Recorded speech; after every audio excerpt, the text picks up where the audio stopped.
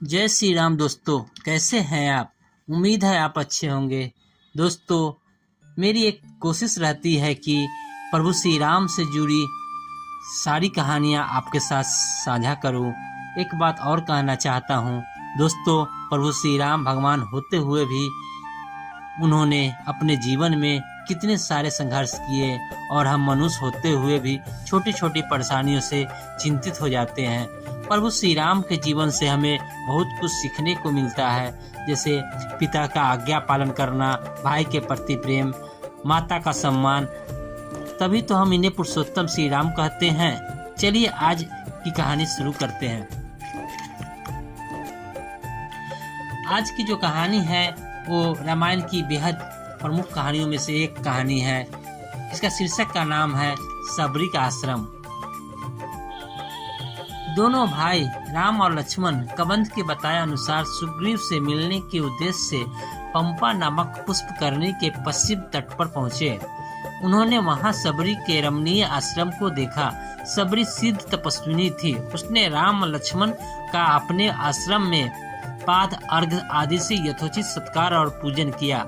रामचंद्र ने सबरी से पूछा, हे तपस्विनी, तुम्हारी तपस्या में किसी प्रकार की कोई विघ्न बाधा तो नहीं पड़ती? कोई राक्षस आदि तुम्हें कष्ट तो नहीं देते? राम के स्नेह युक्त शब्द सुनकर वृद्धा सबरी हाथ जोड़कर बोली, हे प्रभु, मेरे इस आश्रम में आपके पधारने से मेरी संपूर्ण तपस्या सफल हो गई।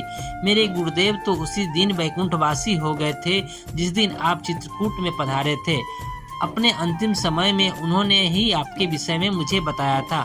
उन्होंने कहा था कि मेरे आश्रम में आपके अतिथि रूप में आने के पश्चात आपके दर्शन करके मैं श्रेष्ठ एवं अच्छे लोकों में जा पाऊंगी। हे पुरुष सिंह, मैंने आपके लिए पंपा तट पर उत्पन्न होने वाले नाना प्रकार के मीठे और स्वादिष्ट फलों का संचय किया है। कृपया इन्हें ग्रहण कर मुझे कृतार्थ करें। राम के द्वारा सबरी से उनके गुरुजनों के विषय में पूछने पर सबरी ने बताया, हे राम, यह सामने जो सघन वन दिखाई देता है वह मतंग वन है। मेरे गुरुजनों ने एक बार यहाँ विशाल यज्ञ किया था।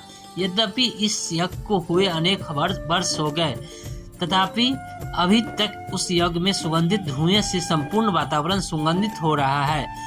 यज्ञ के पात्र अभी भी यथास्थान में रखे हुए हैं। हे प्रभु, मैंने अपने जीवन की सभी मार्मिक मनोकामनाएं पूरी कर ली है। केवल आपके दर्शनों की अभिलाषा शेष थी, वह आज पूरी हो गई है। अतः आप मुझे अनुमति दे कि मैं इस नश्वर शरीर का परित्याग कर उसी लोक में चली जाऊं जिस लोक से मेरे गुरुजन गए हैं।